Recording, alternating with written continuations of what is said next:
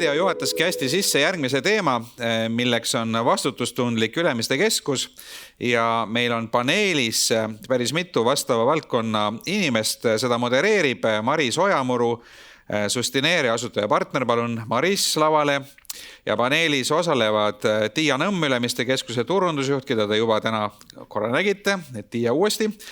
Katrin Pats, kes on siis Rimi, PR ja CR juht. Mikk Rajaver, Pokebowli ja Meese kaasasutaja ja Brigitta Kipak, kes on Baltika juhatuse liige. Palun olge head, võtke siin laval kohad sisse ja Maris on siis selle paneeli vedaja, nii et jõudu teile. Nii, olen kuulda. Tere kõigile, hästi vahva siin olla ja hästi vahva siin teiega natukene juttu veeta. Eks peale Superstaari esinemist on nagu närv natukene suurem siin sees on ju, aga eks me peame selle staari vääriliselt siin ka käituma, et hästi suur rõõm teid siin näha, et natukene on juba tutvustatud, aga ma lühidalt räägin endast, et mina olen Maris Sustineerest ja meil on väga suur rõõm olnud Ülemiste keskusega sellist teekonda käia, mis puudutab siis vastutustundliku ettevõtluse strateegia läbimõtlemist, ehk siis, et mis on Ülemiste keskuse sellised ühiskondliku vastutuse või vastutustundliku ettevõtluse, kuidas me seda ka nimetame, fookused ja paljudega ka teist oleme põgusalt kokku puutunud. Aga tänased siin staarid on ikkagi siin teie ees, et hästi lühidalt jah, et Mikk Pokebowlist ja Messest, Katrin Rimi Baltikust, Tiiaga olete juba tuttavad Ülemiste keskusest ja Brigitta Baltika juhatuse liige, et räägime täna vastutustundlikkusest ja selline pealkiri, mis sellel paneelil on välja öeldud, on ju viitabki vastutustundlik Ülemiste keskus ja räägib koostööst, et kuidas mitmekesi on palju lihtsam selliseid ühiskondlikke väljakutseid lahendada. Ja kuna me täna oleme siin Ülemiste keskuse sellises ruumis on ju, mitte nüüd konkreetselt, aga räägime Ülemiste keskuse teemadelt, siis võib-olla Tiia, ma kõigepealt pöördungi sinu poole, et sa natukene avaksid, mis teekonda mööda te olete käinud ja kuidas see vastutustundlik ettevõtlus siis Ülemiste keskuse jaoks nüüd välja nägema hakkab? Mul on isegi ka esitlus, nii et ma tegelikult tõusen püsti, sest et siis on natuke lihtsam rääkida kui istudes. Ja slaidid on vist ka kohe ekraanil. Ja nagu Maris ütles, me tegelikult oleme koostöös Sustineerega siin juba umbes aasta aega tegelenud sellega, et Ülemiste keskuse vastutustundliku ettevõtluse fookusvaldkonnad paika saada. Ja ma tahan alustuseks seda öelda, et tegelikult Ülemiste keskus on tegelenud vastutustundliku ettevõtlusega praktiliselt kogu aeg, ehk siis algusest peale. Et meie jaoks on tegelikult oluline see, et see vastutus algab igast otsusest, mis me võtame vastu ja nad peavad kõik olema teadlikud ja jätkusuutlikud ja tekitama turvatunnet ja aidata siis vähendada ka seda sellist mõju, eks ju, mis meil on negatiivses mõttes mõju. Ja me näeme seda ka tegelikult, et need head otsused, need loovad häid suhted ja head suhted omakorda siis võimaldavad veel paremaid asju teha üheskoos. Ja siin on tegelikult ekraanil siis selline meie eellugu, ütleme selle ühiskondliku vastutuse eellugu, mis nüüd siis seoses selle projektiga, mis me oleme teinud koostöös Sustineerega siin ja koostöös tegelikult ka teiega aasta jooksul on vormistunud meie ühiskondliku vastutuse strateegiaks ja fookusvaldkondadeks.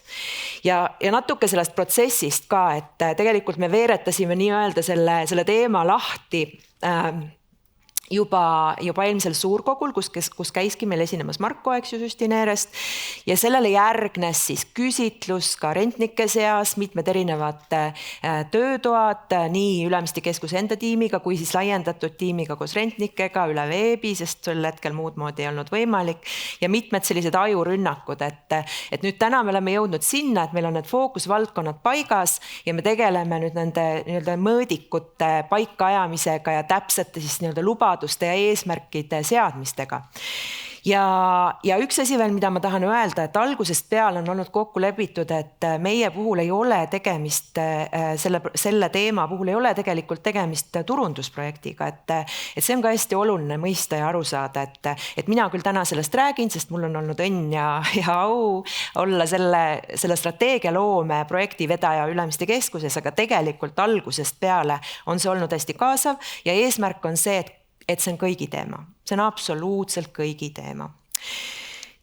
Ja nüüd üheskoos me oleme kokku leppinud 5 fookusteemat või fookusvaldkonda ja need on siin teie ees. Ma liiga täpselt iga ühte praegu sisse ei lähe, sest meie aeg on piiratud, aga me jagasime need teemad 2. Üks teemade grupp on sellised teemad, mis on siis nii-öelda see vundament, ilma milleta ei saa ja mis on tegelikult meie jaoks olnud väga tähtsad ka algusest peale. Üks on siis turvalisus ja ohutus, selge see, et sellise suure hoone puhul on see väga oluline. Ja teine on siis eetiline ja kaasav juhtimine ja see tegelikult puudutab ka sisekommunikatsiooni ja üldse kõike seda, mida me teeme ja kuidas me suhtleme nagu oma partneritega ja ka oma siis klientidega. Ja nüüd need teemad, mis on sellele siis lisaks, mis aitavad meil võib-olla silma torgata ja teha rohkem, on siis keskkonnamõju vähendamine, võrdsed võimalused ja ligipääsetavus ja tervis ja heaolu, et need on siis välja valitud. Ja üks asi, mis ma selle puhul, nende teemade puhul või valiku puhul tahaksin veel võib-olla välja siis tuua, on see, et kui me räägime Ülemiste keskusest, siis me tegelikult räägime ühest küljest kinnisvaraettevõttest, sest meie kõige suurem mõju tegelikult ju seisneb selles, et kuidas me arendame seda hoonet või ütleme seda piirkonda, eks ju, et mis siis tähendab, eks ju, CO2 emissioon, mis tähendab sellised jätkusuutlikud materjalid, ka võib-olla siis selline ringkasutus, eks ju, nende materjalide ringkasutus ja nii edasi. Aga teisest küljest me räägime Ülemiste keskusest kui sellisest ökosüsteemist, kuhu kuuluvad meie rentnikud, kuhu kuuluvad meie külastajad, kuhu kuulub kaubandus ja toitlustus ja meelelahutus. Nii et nende 2 asja ühendamine on nagu üsna selline keerukas asi, aga küllap me sellega oleme hakkama saanud ja saame ka edaspidi ja järjest paremini. Ja nüüd ma käin kõik need 5 teemat hästi kiiresti läbi, sest meil on siin parem on, kui meil on rohkem jutuajamiseks aega ja sellega saab ka hiljem tutvuda siis loomulikult meie siseveebis ja igal pool mujal. Et keskkonnamõju vähendamine, siin on siis nüüd need teemad või need projektid, millega me juba oleme tegelenud, mõnedega juba väga kaua aega tagasi oleme alustanud tegevust. Et üks asi kindlasti, mida silma või ütleme, mida siis esile tõsta on siis meie rohesertifikaat Priam, mis ei ole üleüldse väga laialt levinud Eestis, et Eestis on Priami sertifikaate omistatud hoonetele väga vähe ja Ülemiste keskus oli esimene hoone, mis siis tegelikult selle sertifikaadi Eestis sai. Järgmisest aastast on meil taastuvenergia pakett, ehk me läheme üle roheenergiale. Ja siin juba jutuks olnud R8 näiteks, aga nagu te näete, siin on palju teisi projekte veel. Võrdsed võimalused ja ligipääsetavus. Meil on väga palju teenuseid erivajadustega inimestele, et kui näiteks kõnnite mööda Ülemiste keskuse koridori, siis näete, et sellised ilusad valged koridori põrandad on ja seal servas on selline tume siis riba või kant nii-öelda siis seinte ääres ja võib arvata, et see on disaini element, aga näiteks see on tegelikult mõeldud nägemispuuetega inimestele, et neil oleks lihtsam keskuses liikuda ja nii edasi, neid asju on tegelikult väga palju. Samamoodi me tegelikult teeme koostööd juba algusest peale lastekodude ja topeltkingiga.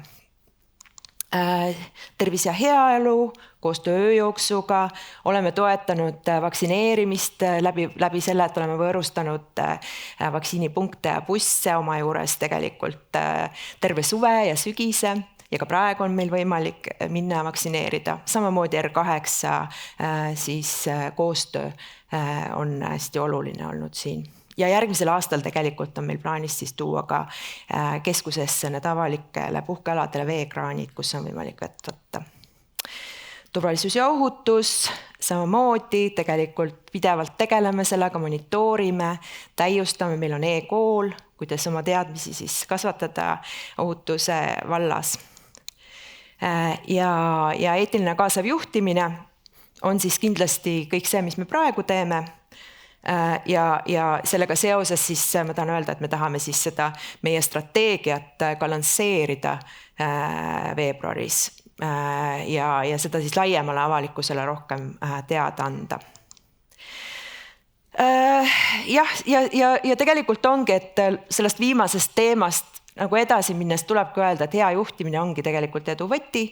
Et nüüd ongi küsimus, et kuidas seda strateegiat tegelikult rakendada ja missuguse mudeliga neid siis mõõta ja monitoorida. Ja tegelikult eelmistest esitlustest on ka näha, et mida sa mõõdad, see tegelikult saab paremaks. Et eesmärk on ka selle teemaga ikkagi samamoodi edasi minna.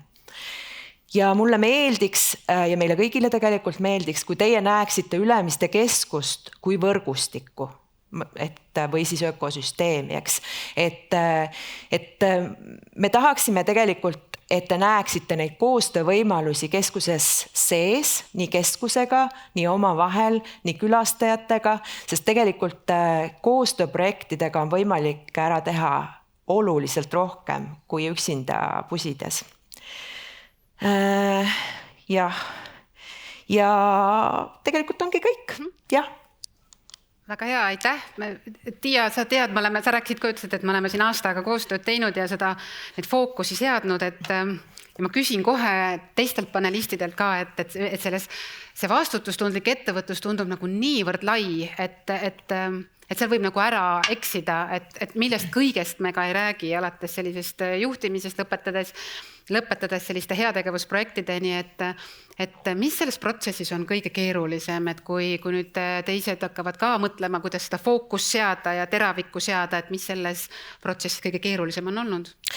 Tead, ma arvan, et kõige keerulisem ongi seda kuidagi konkretiseerida, sest tegelikult me kogu aeg ja kõik teeme väga palju asju selle hüvanguks, aga nüüd kuidas seda on lihtsam arendada siis, kui me teame täpselt, kus me oleme ja enam-vähem me teame, kuhu me tahame välja jõuda.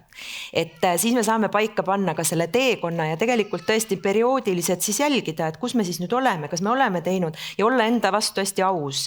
Et kui ei ole kui ei ole väga heas kohas, siis tuleb see ka välja öelda ja mõelda, mida saab tegelikult teha selleks, et paremini oleks. Et ma arvan, et võib-olla see selline süstemaatiline mõtlemine ja nende mõõdikute paika panemine võib-olla ja selle pinnalt siis nende lubadust andmine, et jah, aasta pärast ma tahan olla seal ja et see lubadus oleks ka realistlik, sest niisama ilu pärast ei ole mõtet lubada. No just, mulle tundub, et ka paljud teist on tegelikult seda teed juba ju alustanud, et kui te panete tähele, mis meedias ja igal pool räägitakse, siis see vastutustundlik ettevõtlus, jätkusuutlikkus, mida iganes seda me nimetame, ettevõtete vastutus oma mõju eest ühiskonnas, et sellel teemal juba paljud räägivad ja siin on nagu väga hästi, minu arust need ettevõtted, kes täna siin paneelis on juba selle fookusega väga hästi edasi liikunud, et ma küsikski siit edasi, et Rimi, te olete väga hästi silma paistnud minu hinnangul sellise süsteemse ja väga kaasava vastutustundliku ettevõtluse juhtimisega. Et mis teie jaoks praegusel ajafaasis, on see nüüd see aasta, järgmine aasta, on selles vastutustundliku ettevõtluse valdkonnas põhifookused? Nojah, võib-olla sarnaselt Ülemiste keskusele, võib-olla kui peaks nagu soovitama, et kust alustada, siis ikka kõigepealt on see peeglisse vaatamise koht, et mis on need kohad, mida sa oma põhitegevuses, nendes, mida sa igapäevaselt teed, saad teha paremini. Et mulle väga meeldib see selline ütlemine, et do no harm comes first, et mitte see, et sa annetad, ma ei tea, loomade varjupaigale, aga samas teed katseid loomade peale, et võib-olla see on selline hästi lihtne ja eluline näide. Aga kui küsida, et kust Rimi, mis on meie fookusteemad, siis samamoodi need on kõik seotud eelkõige meie põhitegevusega.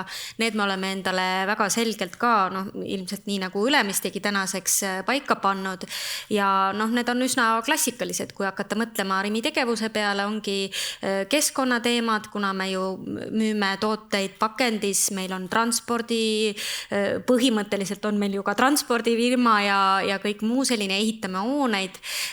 Keskkonnateemad on meile olulised. Kuna me müüme toitu, siis me kindlasti saame mõjutada inimesi toituma tervislikult, ehk siis terviseteemad. Ja need kaks ongi meie jaoks nüüd viimastel aastatel olnud võib-olla sellised kõige olulisemad, millele me oleme nagu proovinud oma fookust suunata, sest sa ei saa päris kõike teha korraga. Aga see ei tähenda seda, et me ei mõtle näiteks väga oma töötajate peale, sest meil on ju neid ligi 3000, ehk siis selline mitmekesisuse toetamine on üks väga oluline teema meie jaoks ja just täna tulin siit alt Trimist, et võib-olla hea näide, et see kuulmispuudega teenindaja, kes on mulle väga sümpaatne, oli seal jälle kassas, et täna me vaatame sellele ju kõik väga loomulikult juba, aga oli aeg, kus see ei olnud nii. Ja siis on ka see, et me tahame toetada kohalikkust, siis siin samas jälle Rimi poes väga mõnus talupood on üks selline ehe näide ja kvaliteet, mis me ise arvame, et on meie selline suur tugevus, et need on võib-olla sellised 5 teemat lühidalt. Te oletegi justkui sellised suunanäitajad, ma arvan, selles teie sektoris, et justkui mingid teemad, mis varem ei olnud nagu nii tavapärased, muutuvad nagu tavapäraseks, sest et te räägite, tõstate neid pilti ja kaasate tegelikult nendesse teemadesse oma kliente ja töötajaid ka. Aga vaatan võib-olla siia poole, Brigitta, et rõiva ja moetööstus, nii, kuidas sina esindad nüüd eelkõige isegi Ivo Nikola brändi, on ju, et mis teie fookus kogu sellise vastutustundlikkuse valdkonnas on hetkel? Nii nagu siin ka Guido alguses mainis, siis me oleme teinud väga suure muudatuse ettevõttes ja mitte ainult sellega, et meil on nüüd ainult üks bränd, vaid see, kuidas me seda brändi üles ehitame. Et Baltika ei ole ainult ju jaekauplu ja kaubandusettevõte, vaid ka tööstus, kuigi me ise siin koha peal enam ei tooda, et kõike tuleb siis meie koostööpartneritelt Euroopast ja ka Hiinast endiselt.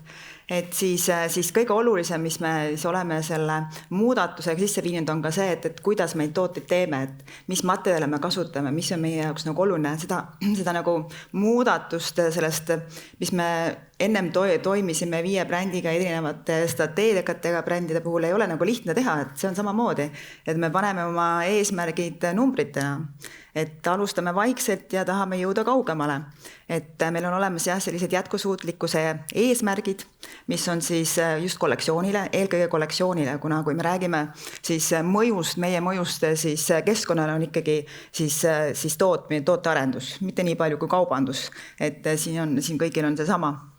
Ja siis, et mis meie siis eesmärgid on, et siis esimeseks aastaks, me räägime siin, siis nüüd alustame siis 2021 sügisest, kui me neid oma eesmärke mõõtma hakkame. Et siis näiteks, mida me oleme nüüd juba esimeseks aastaks soovinud endale, et meil on 25% meie kangastest on siis jätkusuutlikud, on kas naturaalsed või jätkusuutlikud, et me tegime oma uued logod, uued siis etiketid, et see on meil siis taaskasutatud papist. Soovisime ka poekotte, see ei õnnestunud, see ongi see, et me toime uuesti, kui me järgmise arenduse teeme, just see, et kuna see valik ja see vastupidavus ei ole nii hea. Ja siis mis veel, et me proovime ikkagi vähendada kogu plastikut oma sellesse eriti just nagu tavalist plastikut, mitte nüüd siis ringkasutust või taaskasutust, kuidas me seda nimetame. Nii et need on väga suured eesmärgid ja me tahame siis nüüd jõuda 2023 aasta lõpuks. Meie jaoks see tähendab tegelikult 5 kollektsiooni, meie jaoks on ikkagi hooaeg.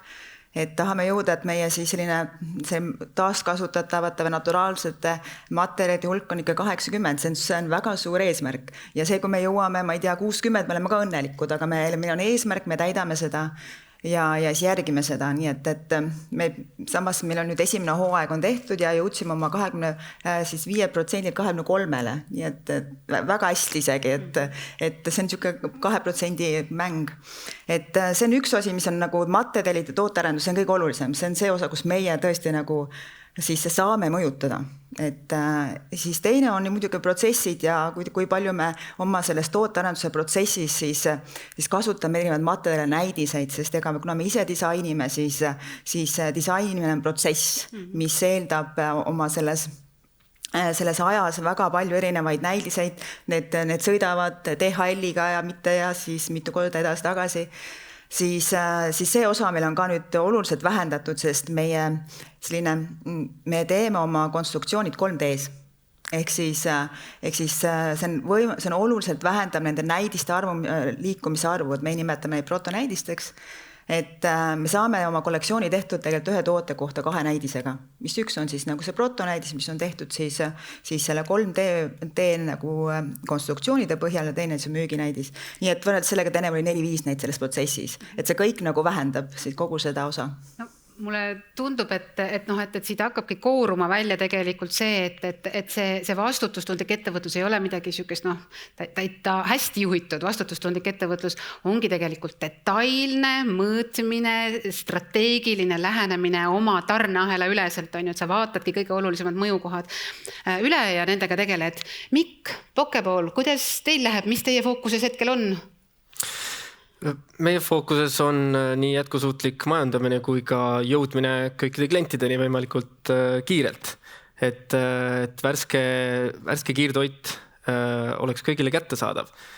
Meie salatibaaris vahetubki tooraine pea 3 korda päevas igal pool. See tähendab kogu aeg see on liikuvuses. Ehk ei teki ülejääke. Et sellega me saamegi hoida kokku selle arvelt, mida peaks ära viskama.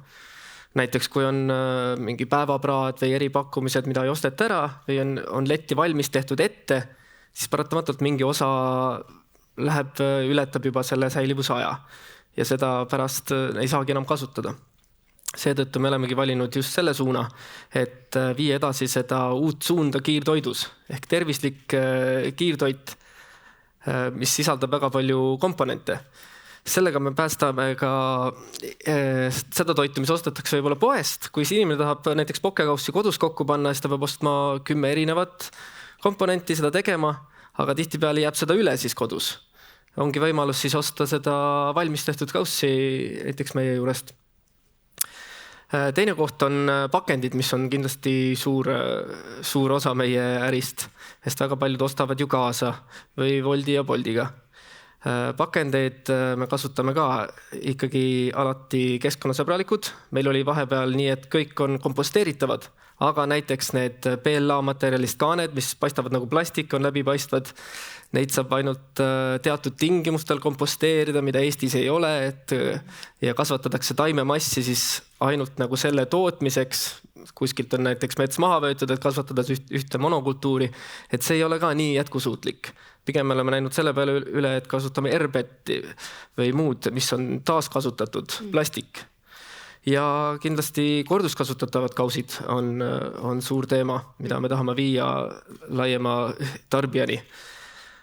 Kõige rohkem me saamegi mõjutada ikkagi läbi enda klientide ja oma töötajate. Et see eeskuju, mis me anname oma töötajatele, nemad edasi oma perele, oma tuttavatele, et nad tarbivad jätkusuutlikumat, see on see eeskuju, mida me tahame anda. No nagu näha, siit tegelikult kooruvadki välja kõik panelistid on maininud natukene selliseid nad ei ole nii otseselt võib-olla välja öelnud need kõige suuremaid, sügavamaid probleeme või väljakutseid, mis ühiskonnal on, aga tegelikult kõik mainivad ära selliseid suuremaid probleeme ja tegelikult ettevõtetel tihtipeale tekib see küsimus, et ma olen nii väike minu tegevusest, ma ei saa mõjutada võib-olla seda kogu probleemi, et siit tulebki mängu tegelikult see koostöö ja koosmõju ja juba 2000, mis juba või vastupidi, päris hiljuti 2011 tuldi välja sellise terminiga nagu on collective impact ehk siis niisugune koosmõju ja tegelikult see on väga selline teadlik lähenemine ühiskondlike probleemid on need siis sotsiaalsed või keskkonnaprobleemid nende lahendamisse ja räägime nüüd just nimelt sellest koosmõjust ja koostööst, aga selleks, et me saaksime rääkida sellest nii, et me ka teid saaks kaasata, me palume, et te saaksite natukene panustada, me oleme teile ette valmistanud ühe polli selles keskkonnas, mis teile on juba tuttav, olete täna saanud kasutada, saate oma siin telefonidega sinna sisse logida ja see link on jah siin kättesaadav, see jääb siia loodetavasti natukeseks ajaks, et te saate sinna selle edasise paneeli ajal sisse minna. Ja me küsime teie käest 3 küsimust, et me tahaks natukene tunnetada teid siin vastu, et kuidas teie mõtlete ja mis teie jaoks selle koostöö ja koosmõju kontekstis oluline on. ja vaatan, kas need küsimused tulevad ka siia ette, aga esimene küsimuste ring või esimene küsimus puudutab laiemalt seda, et kuidas vastutustundlik ettevõtlus sinu ettevõttes juba on juhitud, et kas ta on sellise strateegilise tähtsusega või mitte. Teine küsimus on siis see, et kellega sinu ettevõttes kõige rohkem koosmõju algatusi võiks luua, et kas need on töötajad, on need koostööpartnerid, on see Ülemiste keskus, kellega te võib-olla tahaksite koostööd rohkem teha, et oma mõju siis parandada ühiskonnas. Ja kolmas küsimus on see, et mida teil oleks rohkem vaja selleks, et senisest enam koostööd teha. Et las need küsimused jäävad teile siin täitmiseks, meie läheme oma jutuga edasi ja me räägimegi sellest koostööst ja koosmõjust. Ja ma küsiksingi nüüd teie käest praktilisi nõuandeid, teil kõigil on mingid näited, kuidas te olete selliseid koostöö, koosmõju projekte teinud ja need ei ole alati lihtsad, sa pead erinevat keelt mõistma, et hästi saaks need juhitud. Et palun jagage mõnda kogemust, et mida te olete võib-olla teinud, kellega te olete koostöös midagi teinud ja mida sealt oleks siis võib-olla õppida, et ma ei tea, Katrin, äkki sa alustad? Ja võib-olla selles mõttes ma olen 11 aastat seda tööd teinud Rimis ja mul on väga, ma ei teagi, kuidagi on see nii läinud, et ma ei taha öelda, et ma olen seda teadlikult teinud, et mingil hetkel ikkagi on see kuidagi tundunud loomulik, et ega ma ei pea ju ennast selles mõttes eksperdiks, näiteks keskkonnaeksperdiks, eks ole, et ma ei pea ju ennast ka, me oleme teinud aastate jooksul ka sellise mõistliku alkoholitarbimise projekte, ma ei pea ju ennast terviseeksperdiks, samamoodi ja nii edasi, et siis ma olen alati otsinud erinevaid koostööpartnereid, kelle poole ma võiksin selles teemas pöörduda, kes võiks mind aidata. Ja nii on Rimi teinud näiteks Terve Eesti sihtasutusega erinevaid koostööprojekte. Väga hea koostöö on mul olnud erinevate MTÜ-dega, muuhulgas teeme ära, eks ole, seltskonnaga, erinevate ministeeriumitega, Stockholm Environmental Institute, et ma olen suhteliselt julgelt nend ka küsinud nõu ja nad on väga altid olnud vastama, et selles mõttes ma tahan julgustada kõiki, et ei pea kartma seda, et see ei ole miski, et teie ajate oma asja ja meie siin ajame oma asja. Rääkimata Toidupangast, et nemad on mul täna ikkagi igapäevane partner, korra nädalas me ikka suhtleme, et samamoodi, eks ole, et hoopis teist sorti ettevõtmine, aga kuna me hästi palju teeme nendega koostööd toidu annetamise näol, siis on see loomulik, et me kaudselt proovime kaasa aidata ka nende arengule, sest me tahame, et nendel läheks paremini, et nad saaks meile olla parem partner.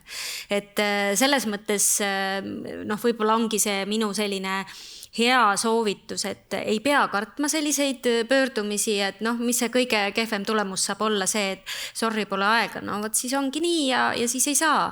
Aga et seda võib julgelt teha, et otsida neid eksperte, neid erinevaid koostööprojekte, sellepärast, et ka Taiga näiteks, eks ole, Tervise Arengu Instituut, kelle jaoks on ka toitumine oluline, et ka siin me oleme kokkupuutepunkte leidnud, et selleks ma kindlasti julgustan võtma selliste, ma ei teagi, ühendustega, ettevõtetega ühendust, et küsida nõu ja võib-olla teha oma ettepanekuid. Ehk siis sa tõidki välja selle, et leida neid ühiseid huve, on ju? Just. Et see on hästi oluline, et siin see mõlemal pool tekiks see win-win, on ju. Nendel... Ja üha rohkem tegelikult võtab ühendust ka meiega erinevad meie hankijad, eks ole, me ju tegelikult oleme toiduvahendajad, et nemad üha rohkem, nagu sa ütlesid, eks ole, et täna on jätkusuutlikkus juba siuke mainstream teema, et see ei ole midagi uut enam varsti, et siis on ikka loogiline, et järjest rohkem me saame kirju, et teeme seda projekti koos või teeme teist, et ma just praegu tulin koosolekult, kus me arutasime L'Orealiga plastiku kogumise projekti, mida me eelmine aasta tegime, teeme nüüd teist korda veel, et vaat selliseid pöördumisi tuleb juba ka koostööpartnerite poolt ja selle üle on mul väga hea meel. Ma arvan, see on ainult õige, et see nii läheb. Tiia, kuidas teil koostöö ja koosmõju loomisega midagi välja tuua? Ja mina ise olen hästi koostöö usku inimene, et ma arvan, et ja mitte ei arva ainult, vaid tegelikult kogemused näitavad, et need tulemused on ikka oluliselt paremad ja see ei puuduta ainult vastutustundlikkust, vaid see puudutab ühtepuha missugust teemat. mis peab ikkagi olema vastutustundlik, eks. Aga kui nüüd konkreetseid näiteid välja tuua, siis noh, selles mõttes Ülemiste keskus on võib-olla pisut sarnane Rimiga, et me oleme mõlemad suured, eks, ja meil on palju erinevaid selliseid nagu sidusgruppe või huvigruppe, kes tegelikult meiega kokku puutuvad.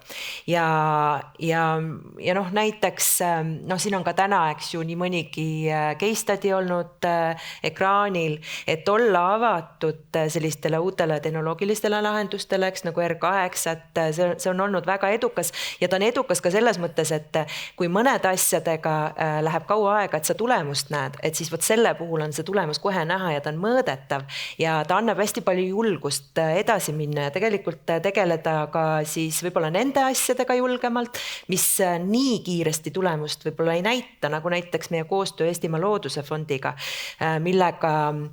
kellega tegelikult me oleme ju koostööd teinud alates 2018. aastast ja see mõte on see, et me soodustame või aitame tegelikult Eestimaa Looduse Fondil tutvustada püsimetsandust, seda ideed üldse ja tegelikult väga paljud ju ei tea, mis asi see on. Ja aga nende aastate jooksul me oleme saavutanud selle, et Maaülikooli programmis on see sees, püsimetsandus. Asi, mida võib-olla mõned aastad tagasi veel keegi ei teadnudki, mis asi see on Eestis.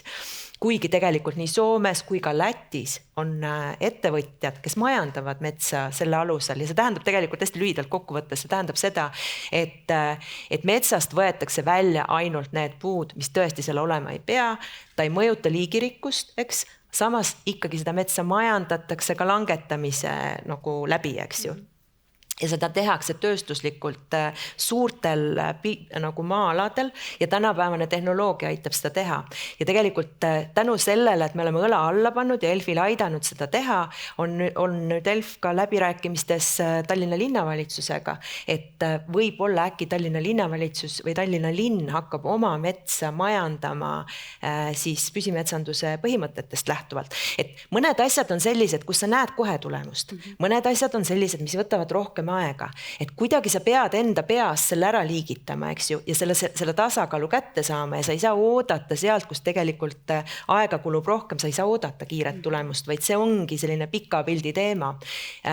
Ja pika pildi teemast rääkides veel, eks ju, üks selline suur asi, millest Guido nüüd räägib selles viimases plokis esitluses on meie laiendus, kus on ülipalju tegelikult selliseid kinnisvaraalaseid väga ägedaid uusi ideid ja lahendusi, et kuidas tegelikult seda teha siis veel vastutustundlikumalt ja paremalt. Aga väikestest asjadest, eks ju, et meil on palju piloote, et kuna Ülemiste keskus on suur ja nähtav, siis meie poole ka pöördutakse. Näiteks see Ringo korduvpakendi ettevõte või startup, kes tegelikult võttis meiega ühendust aasta alguses ja me ütlesime muidugi, kuulasime nad ära, ütlesime muidugi, proovime, tulge Ülemiste keskusesse. Või siis, et tetrapakk, mis on meil uus siis nii-öelda tetrapaki või nende nagu pakendi tagastusautomaat, eks ju, mida ka piloteerime siis meie selles pakendi nagu plokis, eks ju, maja taga. Et kõik need asjad, et nad võtavad aega, sellega peab olema rahulik, aga järjekindel.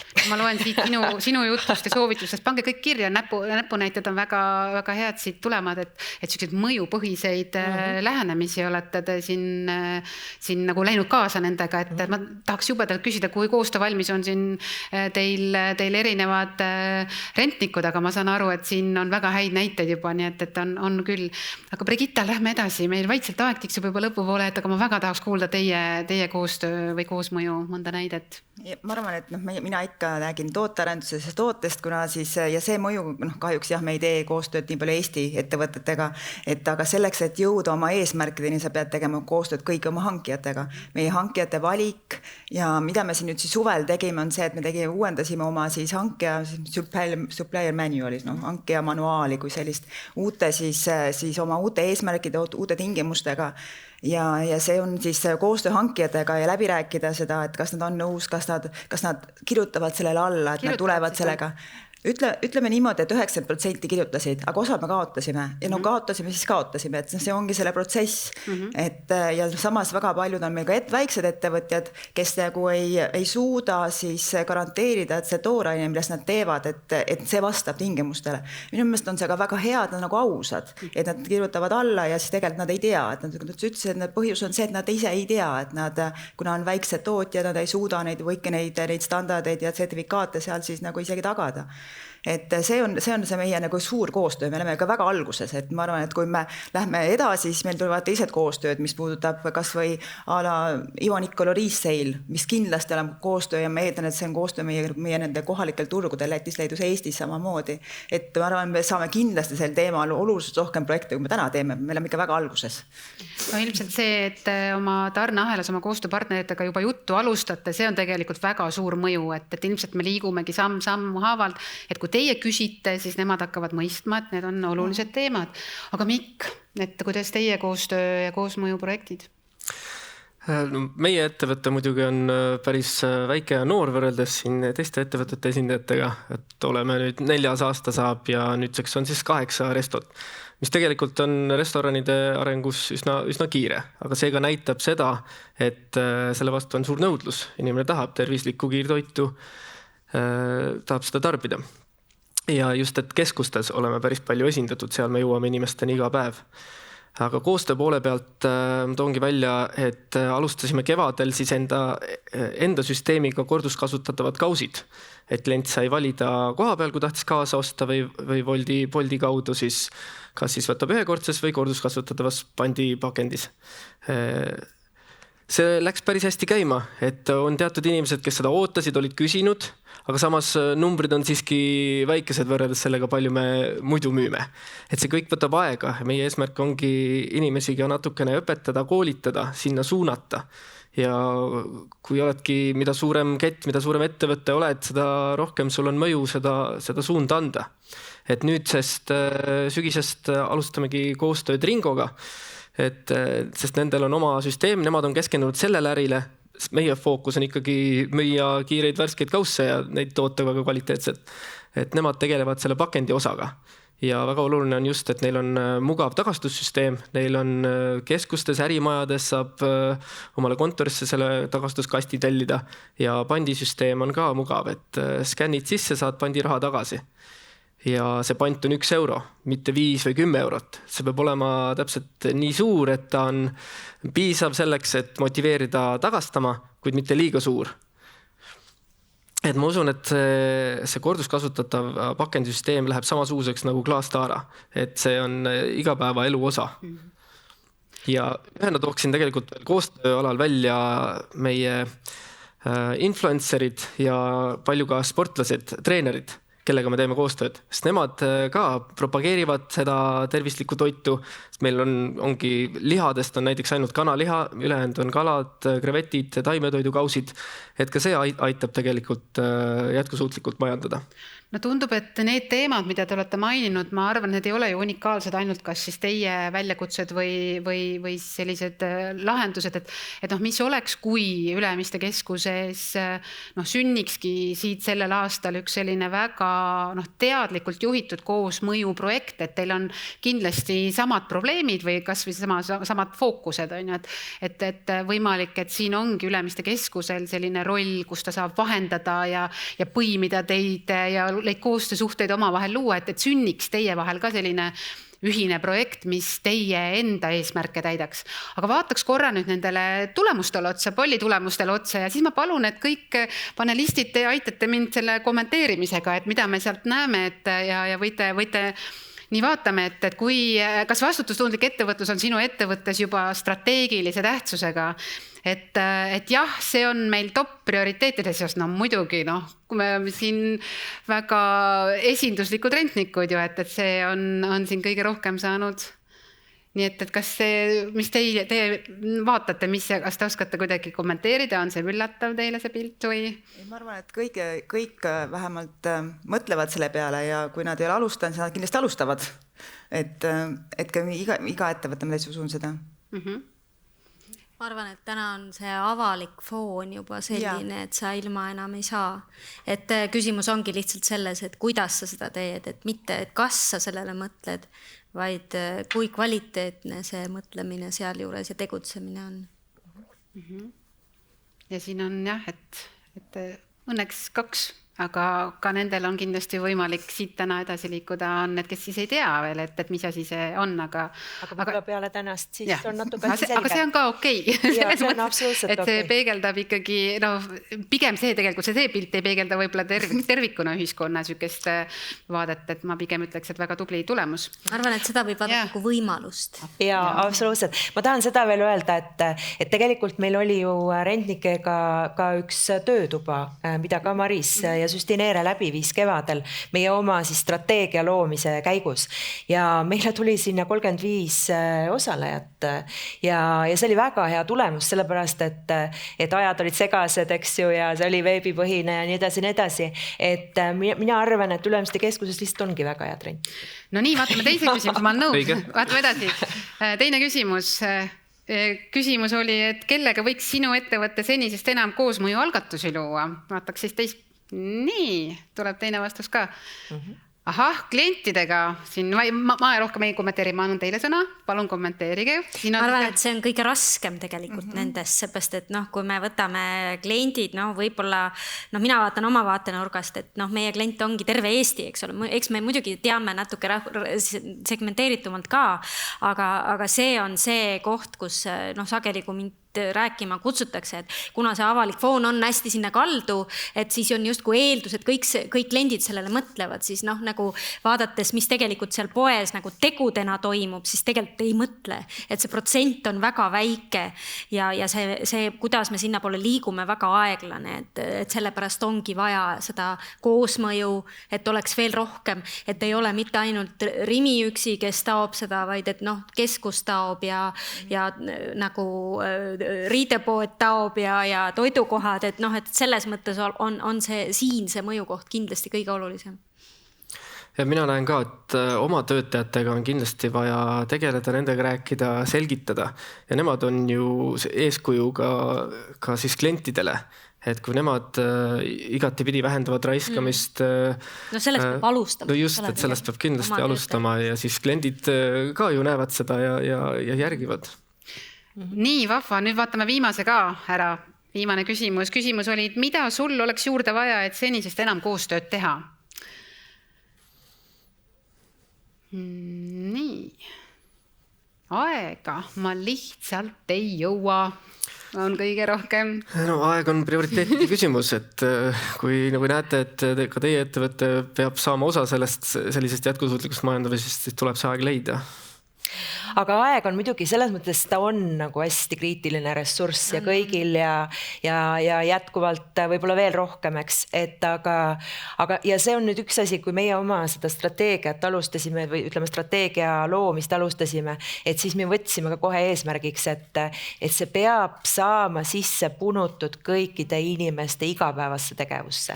Et meil ei ole tegelikult soovi kellegile juurde tööd tekitada, vaid pigem on küsimus, et ma teen midagi, kuidas ma seda teen, kas ta vastab sellele küsimusele, eks. Ja siis tegelikult see ei võta rohkem aega. Ja. Võib-olla üks pisike soovitus minu poolt ka, et võtke see teema, mis teil nii või teisiti murekohaks on. Ja võtke see, mida te nii või teisiti tahate vähendada või on teil mingid suured maksud mingil teemal või on kuskil vaja töötajaid kaasata või on kuskil vaja turundust või kliente kaasata. Võtke just sellised ja siduge need teemad just selle vastutustundlikkusega, et siis te saate 2 asja korraga, et ei pea ekstra aega võtma selle jaoks. Lihtsalt erineva nurga alt.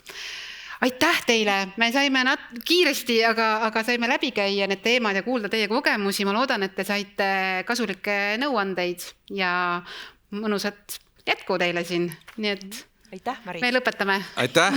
Ma siin backupikuna lähen selja tagant Ülemiste poolt on teile mõned kingitused ka, palun.